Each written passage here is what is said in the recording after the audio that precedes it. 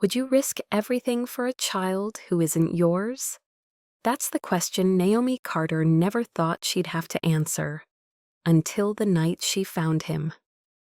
It's 2:47 a.m. on a Tuesday in late October. Rain hammers the emergency room windows of Los Angeles Community Hospital. Naomi should have gone home 20 minutes ago. Her feet ache. Her scrubs smell like antiseptic and exhaustion. She presses her palm against the cold glass, watching the storm. Her black umbrella leans against the wall, the one her grandmother Claudine gave her before she passed. Grandma used to say it was more than rain protection. It was a promise to shelter anyone who needed it. Then Naomi hears something that doesn't belong to the storm, crying, small, desperate, breaking. She grabs the umbrella and steps into the downpour. Water drums the fabric as she moves toward the sound. That's when she finds him, a boy, maybe 5 years old, huddled near the dumpsters. His clothes cling to his thin frame like wet rags. His small hands grip something silver at his chest. When he looks up, his eyes hold a terror no child should know. "Hey, sweetheart," Naomi whispers, holding the umbrella over both of them. "You're safe now." He doesn't speak. He just trembles. Naomi wraps her cardigan around his shoulders and lifts him into her arms. He weighs almost nothing. She carries him inside. Nurse Yoonhee looks up from the desk, her expression shifting to concern. "Naomi, what are you doing?" "I found him outside, alone." Naomi keeps her voice steady. "He needs help." Yoonhee's lips press thin. "You can't bring in every child you find. Street cases come with trouble you don't want." "He's hypothermic and terrified. I'm helping him." In exam room 3, Naomi wraps warm blankets around his shoulders. His fingers still clutch that silver object, a necklace with a pendant engraved in characters she can't read. She doesn't try to take it. "Can you tell me your name?" His lips move, but no sound comes out. She checks his vitals, temperature dangerously low, pulse racing. No visible injuries, but he flinches when she reaches for his arm. Someone hurt this child before tonight. She works quietly. Warm IV fluids, gentle reassurance. "You're going to be okay. I promise." His grip on the necklace finally loosens. She glimpses one letter, clearly engraved, J. When his breathing steadies, Naomi pulls up a stool. Protocol says call social services, but something stops her. Her grandmother's voice. "If you ignore a soul in need, baby, you ignore your own purpose." Maybe it's how he looks at her, not with hope, but with exhausted acceptance. Like he's learned hope only brings disappointment. "You stay here tonight," she whispers. "Rest, get warm. Tomorrow we'll figure things out. Deal?" After a long moment, he nods. Naomi watches him sleep and makes a silent promise. "If no one comes for you, I will." 3 days pass. No one comes to claim him. Naomi spends those days making calls, filling out paperwork, talking to social workers who have too many cases and not enough time. The police run his photo through missing children databases. Nothing. No Amber Alerts, no frantic parents searching. It's like this child appeared out of nowhere. On the 3rd day, a caseworker named Patricia Chen sits across from Naomi in the hospital cafeteria. She's in her 40s, kind-eyed but worn down by a system that asks too much. "The situation is this," Patricia says, stirring sugar into her coffee. "We're overloaded. Foster placements are taking 3 to 6 weeks right now. He can't stay at the hospital. Administration is already asking questions." "So what happens to him?" Naomi asks. temporary group home until a spot opens up. Patricia sees Naomi's face and sighs. I know it's not ideal, but those are the options. What about temporary kinship care, emergency guardianship? Patricia looks at her carefully. That requires a willing guardian who can pass a background check. Do you know someone? Naomi takes a breath. I can. The words are out before she's fully thought them through. Patricia's eyebrows rise. Ms. Carter, that's a significant commitment. I know what it means, Naomi says. I was in foster care myself for 8 years. I know what happens to kids who get lost in the system. I'm not letting that happen to him. Patricia studies her for a long moment. Then she nods. All right, let's start the paperwork. 2 hours later, Naomi's approved for emergency temporary guardianship. By sunset, she's carrying the boy out to her old Toyota. He sits in the back seat, buckled in, still clutching that silver necklace, still silent. Through the rearview mirror, Naomi watches him looking out the window at the passing city lights. You need a name, she says gently. Something I can call you, just temporarily, until we find out who you really are. He looks down at the pendant in his small hands. She catches a glimpse of it in the mirror. Those Korean characters, and that single English letter, J. How about J? Just for now. Would that be okay? He meets her eyes in the mirror. After a moment, he nods. J it is then, Naomi says, smiling at him. Welcome to your temporary home, J. Her apartment is small, barely 800 square feet, but it's clean and warm. 1 bedroom, which she gives to Jay. A couch that folds out where she'll sleep. A kitchen barely big enough for 2 people. She shows Jay around slowly, giving him time to process. This is the bathroom, hot water whenever you need it. And here, this is your room now. The room is small, but it has a window that looks out over the neighborhood. There's a twin bed with a blue comforter. It's sparse, but it's safe. I'll get you some proper clothes tomorrow, Naomi tells him. But for tonight, this should work. She gives him one of her old sleep shirts, a faded college t-shirt that hangs to his knees like a dress. He looks so small in it, so fragile. That first night, Naomi makes spaghetti. Nothing fancy, jarred sauce, noodles from a box, garlic bread from the freezer. But she sets the table carefully. 2 plates, 2 forks, 2 glasses of milk. She lights a candle she usually saves for power outages. The flame casts soft shadows on the walls. Jay emerges from the bedroom slowly, tentatively, like he's not sure if he's allowed. He climbs into the chair. It's a little too tall for him, his feet dangling, and stares at the plate she's set in front of him. The steam rises from the pasta. The sauce is deep red. The bread is golden brown. He stares at it like he's forgotten what it means to sit at a table and eat a meal someone prepared. Or maybe he's never known it at all. Go ahead, Naomi says gently. It's okay, eat. He picks up the fork with hands that shake slightly, takes a small bite, then another, and then he's eating faster, like he's afraid the food might disappear. Naomi doesn't say anything about the way he eats, the way he hunches protectively over his plate. She just eats her own meal slowly, giving him space. Weeks turn into months. November becomes December. Christmas lights go up in the neighborhood. The weather turns cooler. And slowly, so slowly, Naomi almost doesn't notice it happening. Jay emerges from his silence. He starts saying thank you when she makes breakfast. He nods when she asks him questions.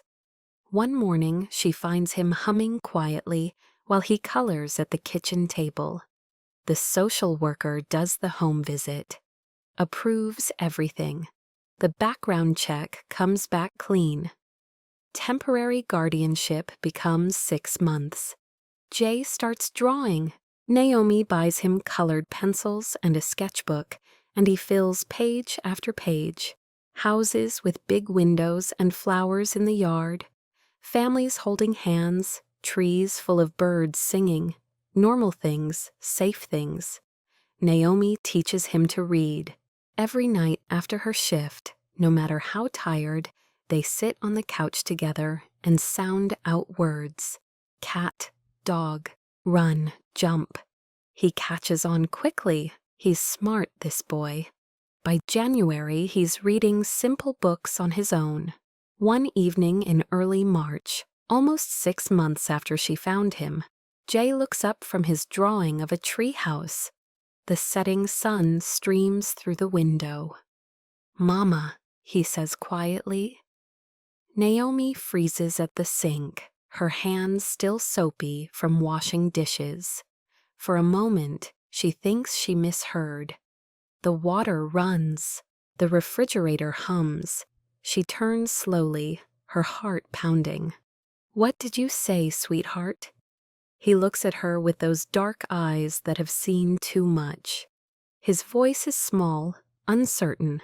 "Can I call you that, Mama?" Something breaks open in Naomi's chest, not painfully, but like a flower blooming too fast.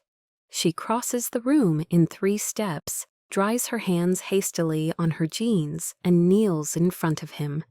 "Yes," she whispers, pulling him into her arms. "Yes, baby, yes, you can call me that." He wraps his small arms around her neck and holds on like he's afraid she'll disappear. Naomi closes her eyes and lets the tears come. For months, she's been strong, professional, doing what needed to be done. But this moment undoes her completely. This child, this boy she found in the rain, is choosing her. Not because of blood or obligation, but because of something deeper. Because she showed up. Because she stayed.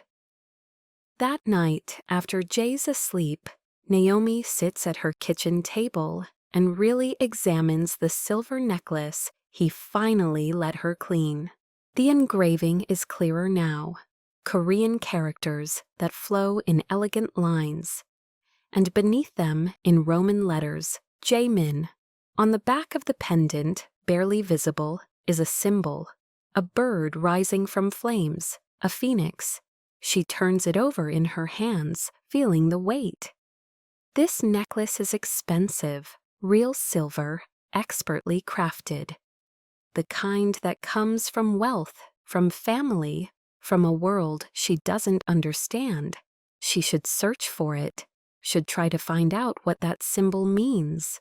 But she's not ready yet, because once she starts looking, everything might change. So she puts the necklace in her jewelry box for safekeeping and closes the lid. For now, he's Jay, her son. That has to be enough. If this story is touching you, consider subscribing. These are the journeys we take together, stories about the families we find, not just the ones we're born into. 2 years pass like water through open fingers. Jay turns 8 that October. He picks chocolate cake with vanilla frosting. Naomi invites 3 kids from his 2nd grade class and Mrs. Chen from downstairs, who bakes him cookies every Sunday. It's a good life they've built, small but solid. Naomi transferred to a community clinic in mid-Wilshire 18 months ago. Better hours, more predictable schedule. But it means she's there when Jay gets off the school bus. Dinner together every night. Bedtime stories and homework help. Jay thrives. He's grown 4 inches. His face has filled out, lost that haunted look. He laughs now, really laughs with his whole body. He has friends. He brings home artwork that Naomi hangs on the refrigerator. She's almost convinced herself that this is sustainable, that they can keep living in this bubble. Then it unravels on a Tuesday in early November. A man appears in the hospital lobby during Naomi's break. Tall, expensive suit, carefully neutral expression. He doesn't ask questions, just leaves an envelope at the desk with Yoon-hee and walks away. Yoon-hee calls Naomi into the staff room. Her expression is grave. "Naomi, there was a man here, looking for a nurse who worked here 2 years ago, the night a child was brought in from the rain." Naomi's blood runs cold even before she continues. "What did you tell him?" "Nothing, but he left this." She hands Naomi the envelope. "Don't open it here." That night, after Jay's asleep, Naomi opens it with trembling hands. Inside, $10,000 in cash, crisp $100 bills, still bound in bank bands. More money than she makes in 3 months. And beneath the money, a business card. Heavy cardstock, expensive, no name, no title. Just a phone number embossed in silver ink and a symbol in the corner. A phoenix rising from flames. Naomi's hands start shaking. She knows this symbol. She's been looking at it for 2 years on a silver necklace. She opens her laptop and types, "Phoenix symbol, Korean Los Angeles organization." The results flood her screen, Korean mythology, corporate logos. And then, buried on the 3rd page, a news article from 3 years ago. Federal investigation continues into alleged criminal enterprise. She clicks. The article describes Black Phoenix, a Korean-American organization with connections to racketeering and money laundering. Operating in Los Angeles for over 2 decades, the alleged leader, Lee Han-seok, age 31. Naomi keeps searching, and then, dated 2 years and 8 months ago, just weeks before she found Jay, she finds it. Tragedy strikes, wife killed, child missing. There's a photo, a man in a dark suit being escorted by federal agents. His face is partially visible, strong jaw, high cheekbones. On his hand, a silver ring engraved with a phoenix. The article continues. Lee Han-seok reported his wife and 5-year-old son missing following a suspected home invasion. The wife was found deceased. The child, Han Ji-min, remains missing and is presumed deceased. Authorities believe the attack may have been internal conflict within the organization. Below the text is another photo, a school picture of a small boy with dark hair and serious eyes. The caption reads, Han Ji-min, age 5, missing and presumed deceased. The face in the photo is Jay's face, 2 years younger, rounder, but unmistakably him. Naomi's laptop screen blurs as her eyes fill with tears. Her hands shake. My son is the child of a crime lord. My son is presumed dead. My son has a father who's been looking for him. She closes the laptop and sits in the dark kitchen, her head in her hands. If she contacts this man, she could lose Jay. If she doesn't and he finds them anyway, what then? After a while, she goes to Jay's room. He's asleep, his face peaceful. His drawings cover the walls. Happy families, safe houses, sunshine. All the things he never had before. No matter who his father is, no matter what world he came from, I won't let anyone take him back into darkness. The next morning, Naomi calls Inspector Michael Lewis. He's a federal investigator who sometimes consults at her clinic.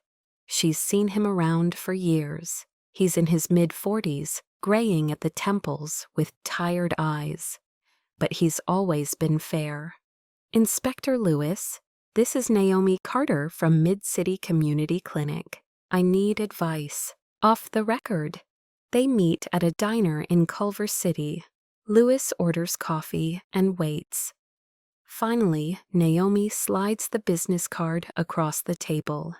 Someone left this for me, with money, a lot of money, and I think it's connected to the child I've been caring for. Lewis picks up the card. His expression doesn't change, but his jaw tightens. Where did you get this? A man left it at the hospital where I used to work. 2 years ago, I found a little boy abandoned during a rainstorm. I've been his legal guardian since, and I think his biological father might be Lee Han-seok. Lewis is quiet for a long moment. Then he looks at her directly. Miss Carter, if what you're saying is true, you and this child are in more danger than you realize. I know. No, I don't think you do. He leans forward. Han Jimin's disappearance wasn't random. It was an inside job. Someone within the Black Phoenix organization orchestrated the attack that killed his mother. They were trying to eliminate Han-seok's entire family. If they discover the boy survived, they'll come for him. Her voice is barely a whisper. They'll come for both of you, and they won't leave witnesses. Lewis pulls out his own card and slides it across. My advice, don't contact anyone using that number. Don't acknowledge the money. Keep living normally. If Han-seok wants to find you, he will. Your best protection right now is that they only suspect. But the money, the card, someone knows where I work. Someone suspects. That's different from proof. He meets her eyes. Call me if anything changes. If anyone contacts you, if you feel unsafe, I can't promise federal protection. The politics are complicated, but I can try to keep you both alive. Naomi pockets his card with shaking hands. As she drives home through the bright California afternoon, she makes a decision. She won't call that number. She won't reach out. She'll just keep Jay safe, keep living their quiet life, and pray that whoever's watching leaves them alone. But deep in her gut, she knows the truth. The storm she thought they'd weathered is just beginning. 3 more years pass. Jay is 10 now, almost 11, 5th grade, honor roll every semester. He plays soccer on Saturdays. He's gotten better, made the B team this year. On Sundays, he helps Naomi in the small garden they started on their apartment building's rooftop. He has friends who come over for video games. He has a teacher who says he's gifted in art. He has nightmares sometimes, but they come less often now. They've built a life, fragile maybe, but real. Naomi's let herself believe they're safe. That 3 years of silence means whoever left that money has moved on. She's catastrophically wrong. It happens on a Tuesday in October. Jay's 10th birthday is in 2 weeks. Naomi's at the clinic treating a patient when her phone rings. The school. Her heart drops before she even answers. Miss Carter, Principal Morrison's voice is tight. There's been an incident. I need you to come immediately. What kind of incident? Is Jay hurt? No, he's not injured, but Ms. Carter, he's missing. He was waiting for the activity bus after soccer practice. 2 men in a black SUV approached him. According to witnesses, they showed him something. A photograph, we think. And he went with them voluntarily. Like he recognized something, Naomi finishes, her voice hollow. We've contacted the authorities. No, the word comes out sharp. Call them back. Tell them it was a misunderstanding, a family custody issue. Ms. Carter, I can't do that. Please, trust me. If you involve the police, you'll put him in more danger. There's a long silence, then. You have 1 hour. Naomi hangs up and immediately dials Inspector Lewis. "They took him," she says when he answers. "Jay, 2 men, black SUV, about 40 minutes ago." She hears him curse softly. "Where are you?" "Driving to the school." "Don't. Go to your apartment. I'll meet you there in 20 minutes. Lewis arrives in 15. They sit in his unmarked car, and he pulls up surveillance photos on his tablet. "I've been monitoring activity related to this case for 3 years, he says quietly. 3 months ago, one of Han Seok's operatives spotted a boy matching Jimin's description at a soccer game. Same approximate age, same build. The operative took photos from a distance. He shows her a grainy shot of Jay dribbling a soccer ball, another of him laughing with teammates. "They've been watching you," Lewis continues. "Watching Jay, trying to confirm his identity. I've been trying to track their surveillance, but I must have missed something." "So Han Seok took him?" Naomi asks. "Maybe, but there's another possibility." He swipes to a different photo. A man in his late 40s, silver at the temples. This is Kang Dae-hoon. He was Han Seok's second in command. There's been increasing tension between them. If Dae-hoon discovered Jimin is alive before Han Seok could act, he'd use him as leverage, or finish what was started 5 years ago. Lewis looks at her gravely. "That number you showed me 3 years ago, it's Han Seok's private line. If anyone can get Jay back safely, it's his biological father." Naomi's hands shake as she pulls out the card she's kept for 3 years. She dials, 1 ring, 2, then a deep voice. "Yes. You left me money 2 years ago?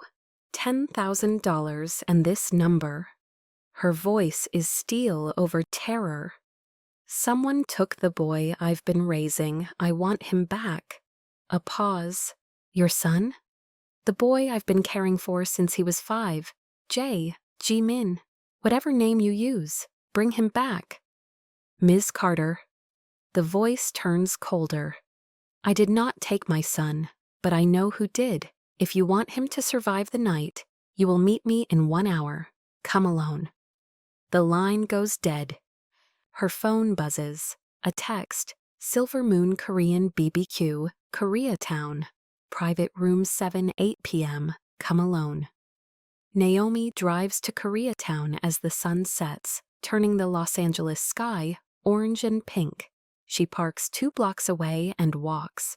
Silver Moon is high-end, understated, expensive. Frosted glass windows, a private entrance, a doorman in a black suit who opens the door without asking her name.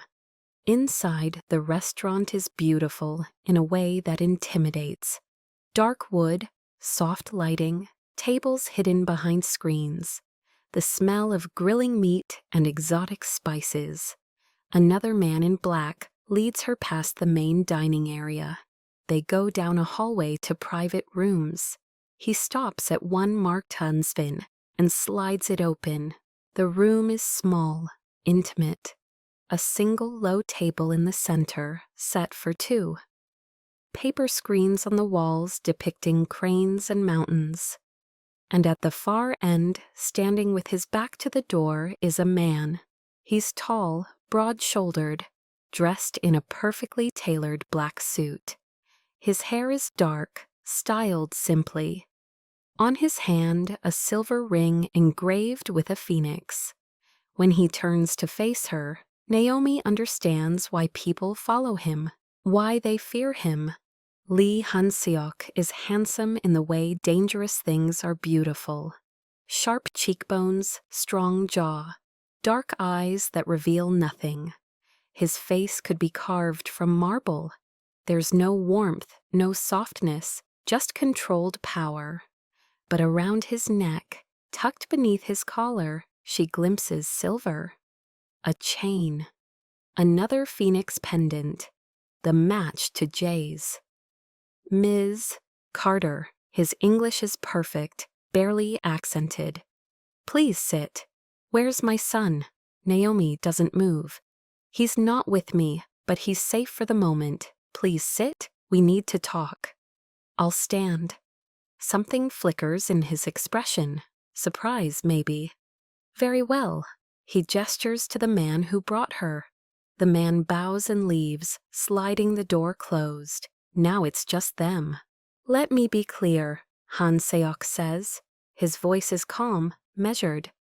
The boy you've been raising is my son, Han Ji-min. He was taken from me 5 years ago during an attack on my home. His mother, my wife, was killed. I believed my son died with her.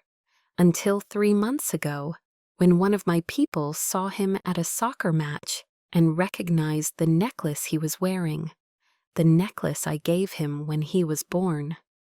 He was abandoned, Naomi says flatly, left to die in the rain.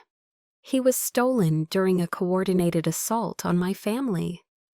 Han Seok's jaw tightens. My home was burned, my security team killed, my wife murdered, and my son taken. I spent 2 years searching. I thought he was dead. Naomi pulls the silver necklace from her pocket and sets it on the table. This necklace, with your organization's symbol, it marks him as a target. It marks him as my family, my heir. Your world killed his mother, Naomi says, her voice shaking. Nearly killed him. And now you want to drag him back? Han Seok is silent for a moment. When he speaks, his voice is quieter. You've cared for him well. I've had reports for 3 months. He's healthy, happy. You've given him something I never could. A normal life. I gave him the only life he deserves. And I'm grateful. He meets her eyes. But he is still my son, my blood, the last piece of my wife. And I've lost too much. I won't lose him again. Naomi steps closer. You say he's your son. Fine. But I'm the one who held him through nightmares for 5 years. I'm the one who taught him to read, to trust again. I'm the one he calls Mama. She leans forward. So here's what's going to happen. You're going to tell me where Jay is right now. Then we're going to get him back together.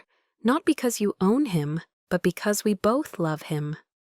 The silence stretches between them. The room feels too small, the air too thick. Then, impossibly, Han Seok smiles. It's small, barely there, but it transforms his face. You're braver than most of my men, he says, and they're trained killers.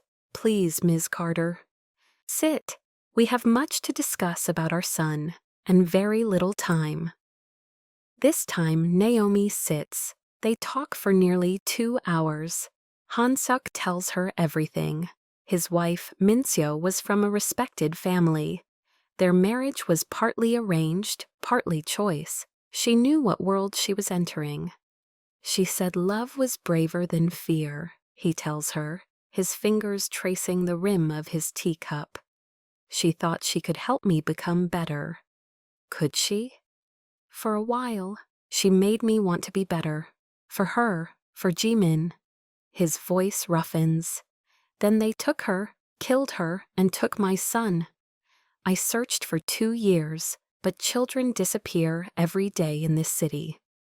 Until 3 months ago. He nods. One of my people saw a boy at a soccer match, the right age, wearing a silver necklace with my family's symbol. He took photos, showed them to me, and I knew immediately.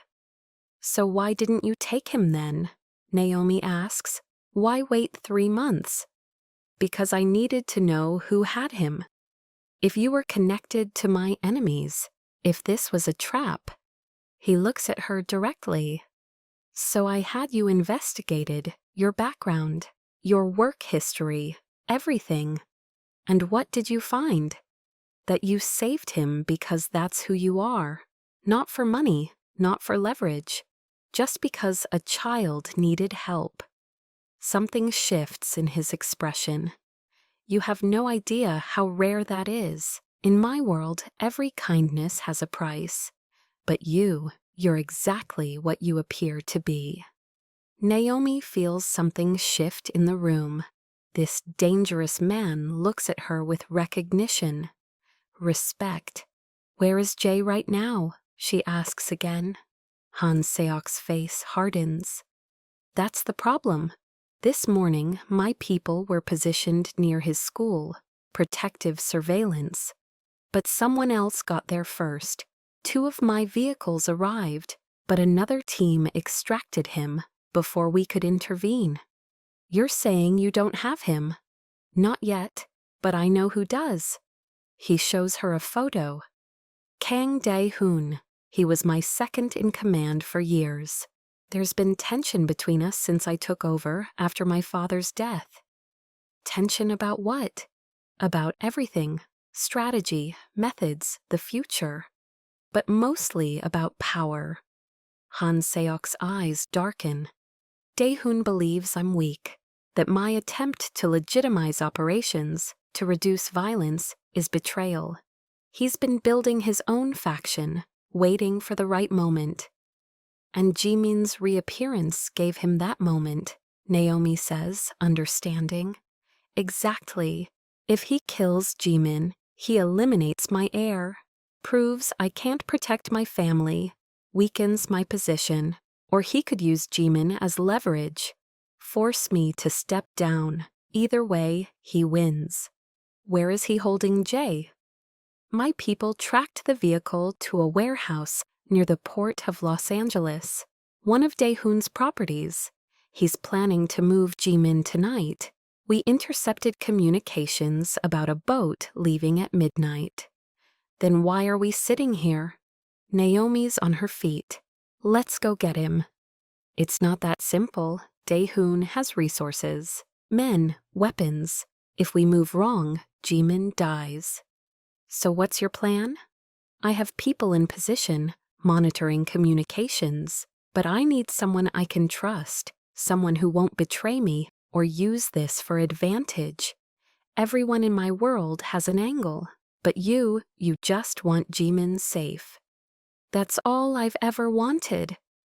Then I'm asking you to come with me, to help me get our son back, because we have the same goal. Naomi stares at this man, this criminal, this father, this complicated person. One condition. After this, I remain part of Jimin's life, permanently, real co-parenting, equal say. Can you agree? Han Seok doesn't hesitate. Yes, you saved him, raised him, loved him when I couldn't. You'll always be his mother. I don't want to take him from you. I want us to share him, give him both worlds. Something in Naomi's chest loosens. Then let's go get our son. They ride in Han Seok's car, a black Mercedes with tinted windows. He drives, no bodyguards, just the 2 of them moving through the Los Angeles night. Tell me about him, Han Seok says after a silence, who he became while I wasn't there.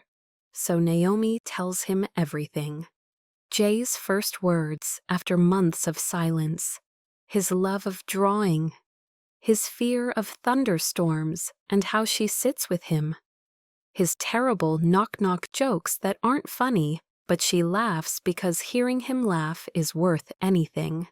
He's kind to everyone, she says finally. Even the kids who aren't kind back. He just keeps being kind. That's the most inspirational thing about him.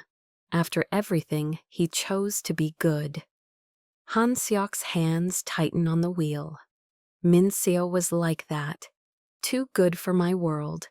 I used to worry that my life would corrupt her, but she never changed. His voice drops. She would have loved who he became. She would have loved you for raising him. Why did you bring her into this world if you knew it was dangerous? I was born into it. I didn't have a choice, but she chose me anyway. Said every person deserves someone who sees their humanity. He glances at Naomi. She sounds a lot like you. They drive in silence for a while longer. The city gives way to industrial areas, warehouses and shipping containers and cranes against the night sky. Finally, Han Seok says, "You asked why I didn't approach you immediately, why I waited 3 months just watching. And the truth is, I wasn't ready. After Minseo died, I shut down everything human. Emotions made you weak, love made you vulnerable, so I became cold, efficient. He's quiet. But seeing him in that soccer match, laughing, I realized I'd been living like a dead man, and I didn't know how to come back to life." "Being a parent doesn't wait for you to be ready," Naomi says softly. "You just do it because they need you. You make it sound simple. It's not simple, it's terrifying. Every day I wake up afraid I'll make a mistake, that I'll fail him."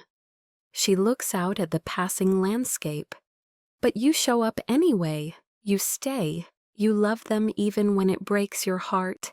That's all parenthood is." Han Seok is quiet for a long time. Then, "Thank you for raising him when I couldn't, for showing him what real love looks like, for being the mother he deserved." His voice roughens. "I can never repay that, but I'll spend the rest of my life trying." Tears burn in Naomi's eyes. She just nods. They reach the warehouse district as fog rolls in from the ocean, thick and cold. The air smells like salt and rust. Red safety lights glow in the mist. Han Seok parks 2 blocks away, killing the engine. He reaches into the glove compartment and pulls out a handgun. Naomi's stomach turns. "I don't want that anywhere near my son." "Neither do I. But Dae-hoon will be armed. His men will be armed." He checks the weapon. "Stay behind me. If shooting starts, get Jimin and run. Don't look back. Don't wait. Just get him safe." "What if something happens to you?" He pulls out a second phone and presses it into her hand. "One number programmed, Michael Lewis. He knows about tonight. If I don't make it, he'll get you both into protective custody." "You've been coordinating with federal agents?" "I've been cooperating with Lewis for months, giving him information, building a case. Tonight ends all of it, the organization, the violence. After tonight, I'm done.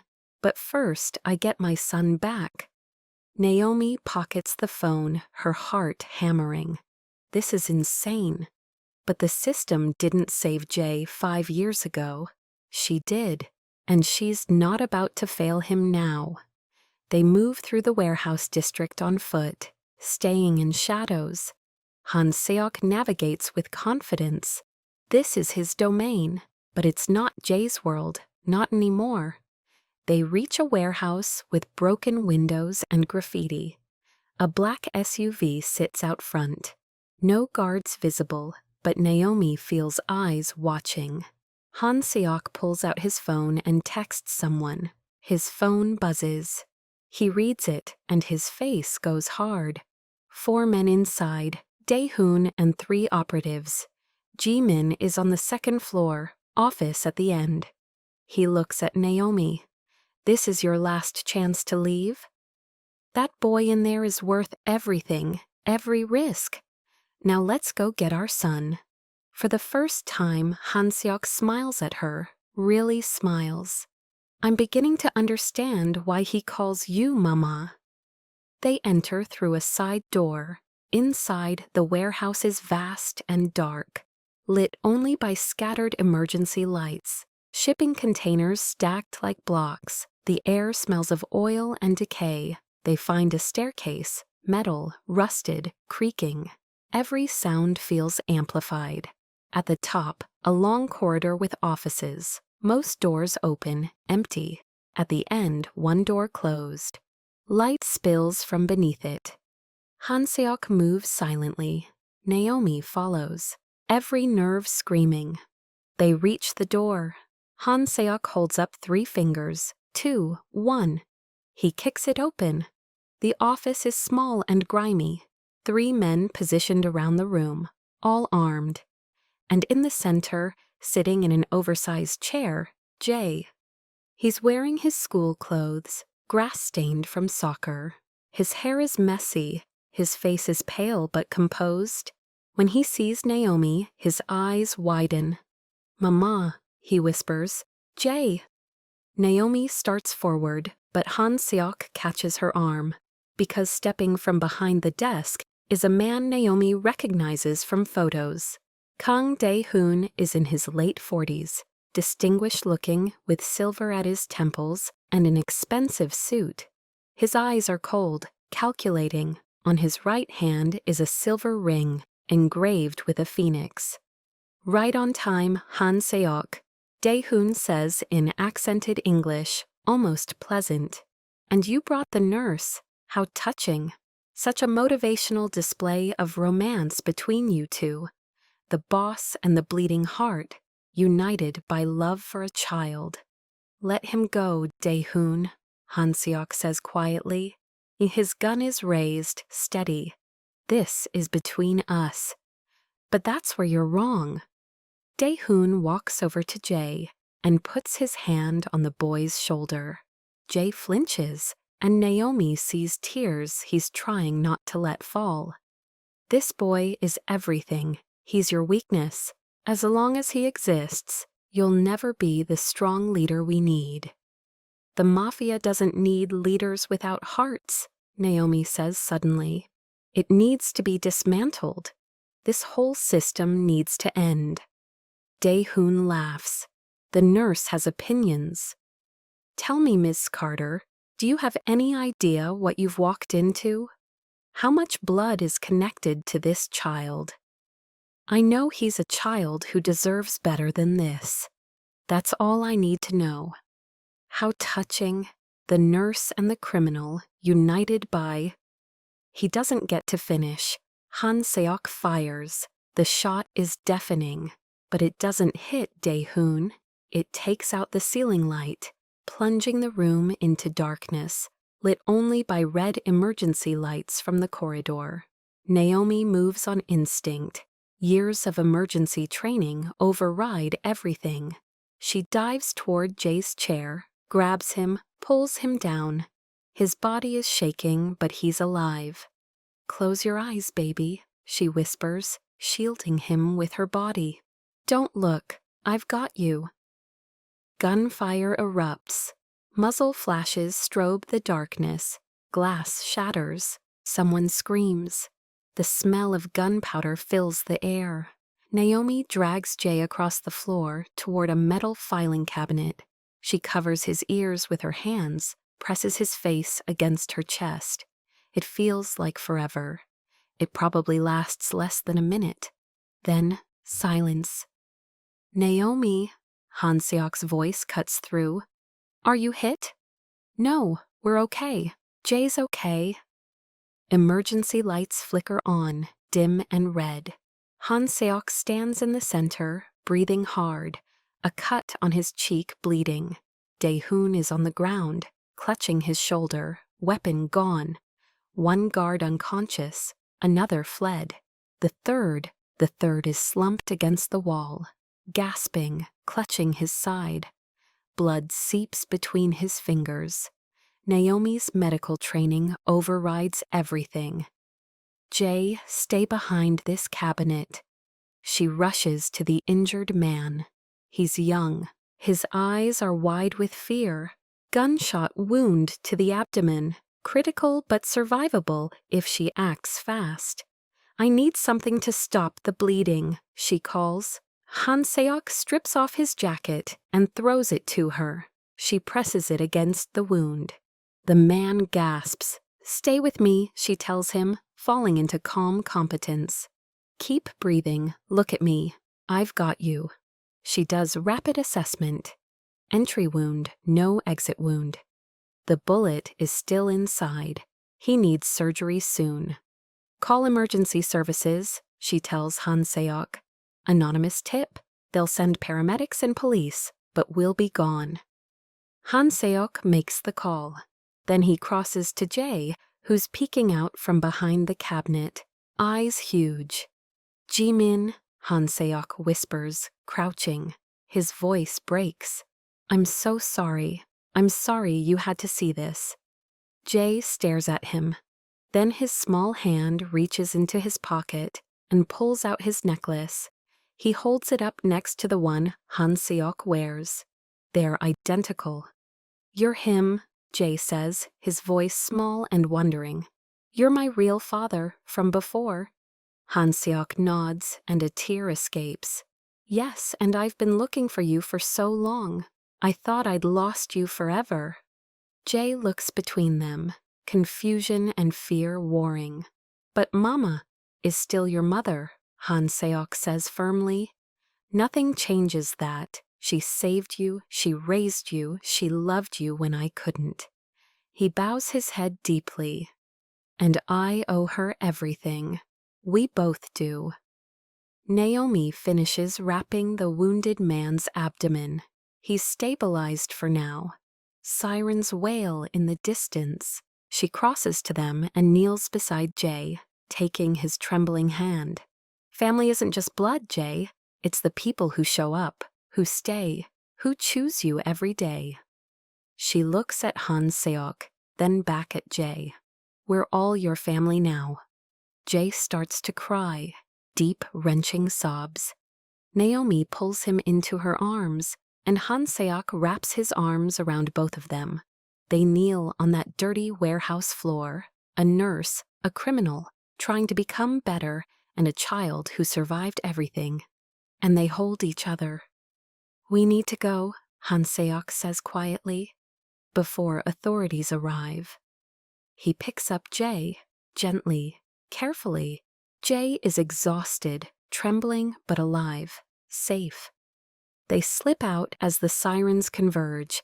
By the time police arrive, they're gone. In the car, Jay falls asleep almost immediately, his head in Naomi's lap. She strokes his hair and feels Han Seok watching them in the rearview mirror. Thank you, he says quietly, for coming, for being brave, for saving that man's life. Thank you for keeping your word, for protecting him. They drive in silence, carrying their son home. Inspector Lewis meets them at Naomi's apartment.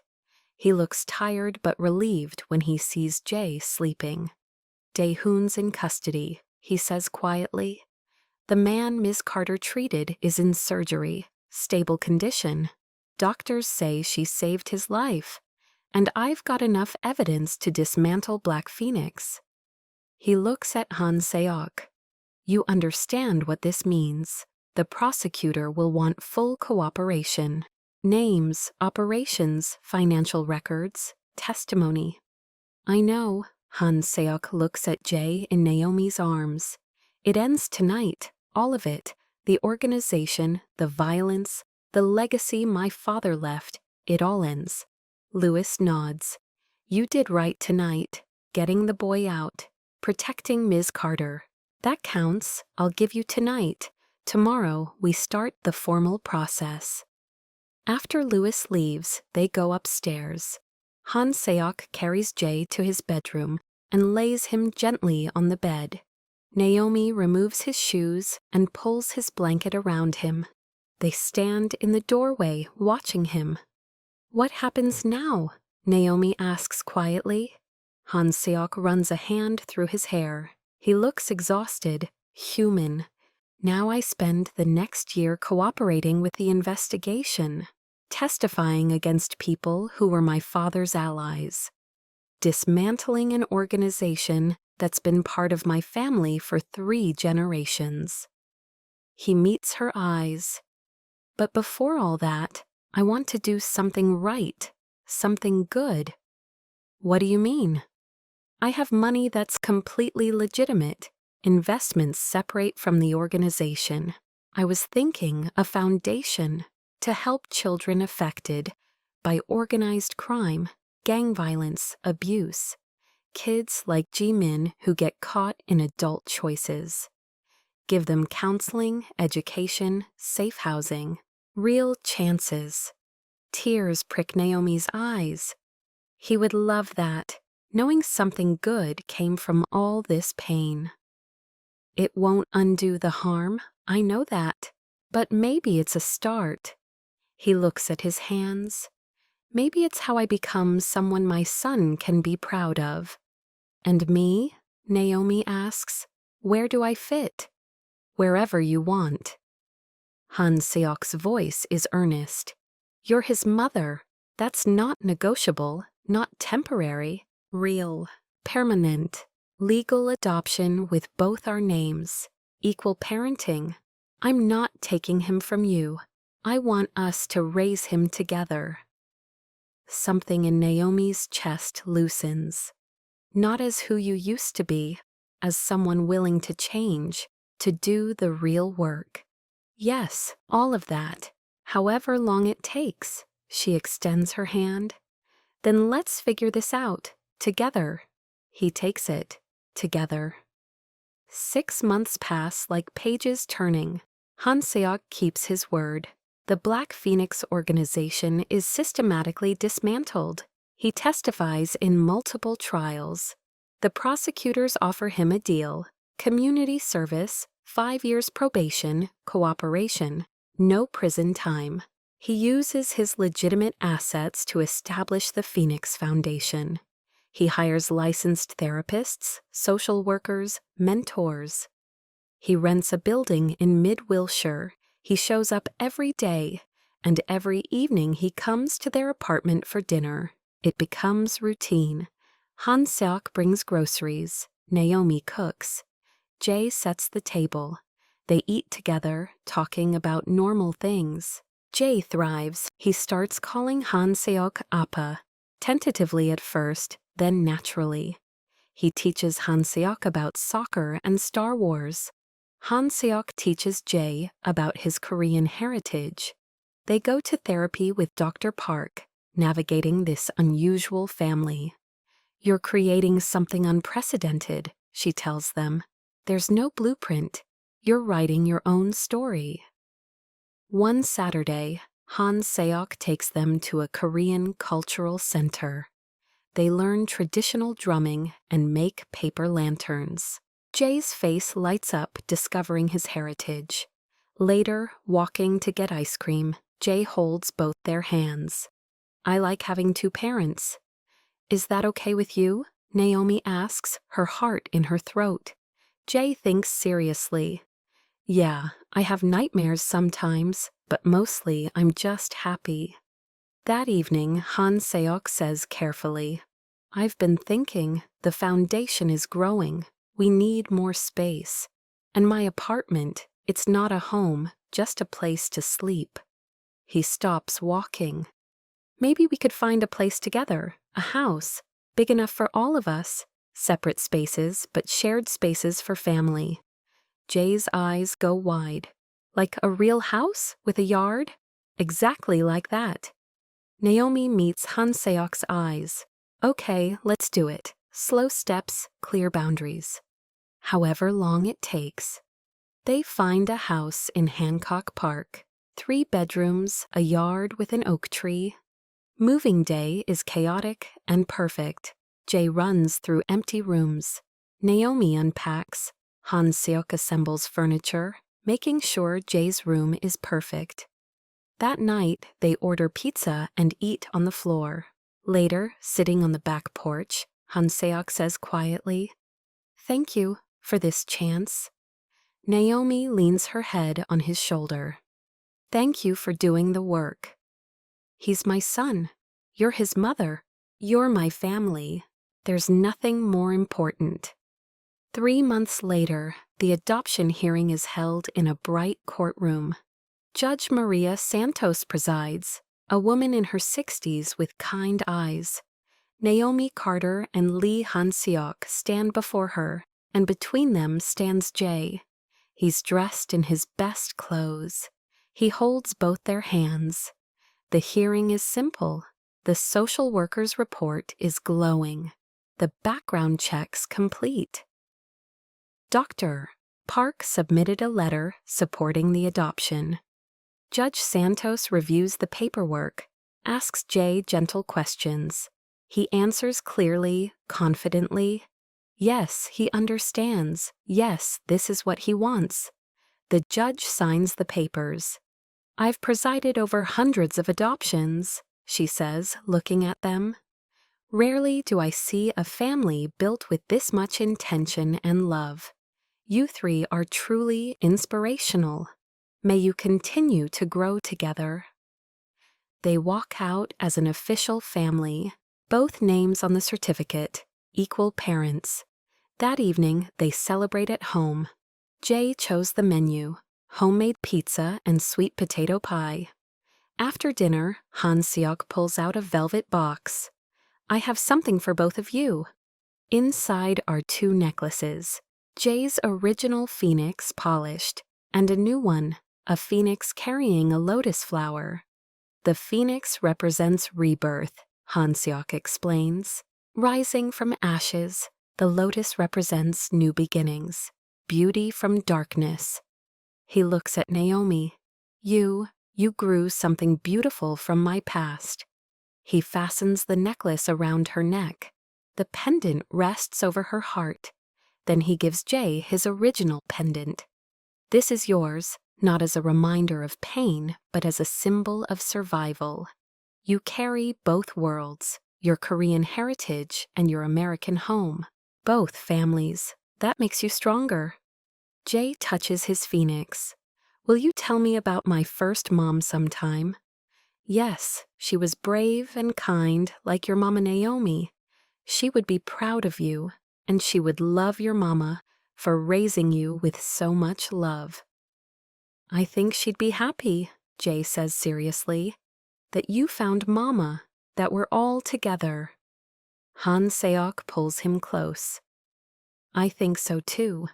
They clean up together. When Jay's in bed, Naomi and Han Seok sit on the porch.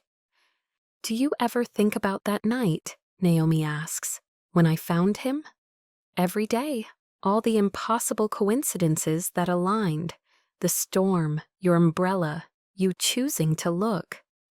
Sometimes healing comes through the people we save, and we discover that saving them saved us. You saved me, both of you. From inside, Jay calls out. They go to him immediately.